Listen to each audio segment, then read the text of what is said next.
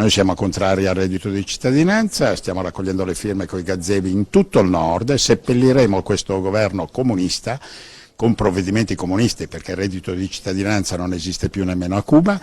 Seppelliremo, dicevo, questo governo sotto una valanga di firme perché il governo sia costretto a ritirare questo provvedimento. Annuncia battaglia Roberto Bernardelli, ex parlamentare del Carroccio e ora presidente di Grande Nord, la confederazione dei movimenti autonomisti, federalisti e indipendentisti, in cui sono confluiti leghisti che si sentono traditi dalla svolta nazionale della Lega guidata da Salvini e si oppongono al governo giallo-verde. In una conferenza stampa a Milano è stata presentata la raccolta di firme contro il reddito di cittadinanza, legittima difesa del Nord, dice Bernardelli. Verrà pagato dai contribuenti del Nord, che già sono tassati abbondantemente, sono i più tassati d'Europa, il 70% del reddito di cittadinanza andrà al centro-sud. Io credo che il Nord sia stanco di farsi mungere. La cosiddetta questione settentrionale è infatti al centro del programma di Grande Nord, autonomia e buona parte delle tasse trattenute nelle regioni del Nord Italia.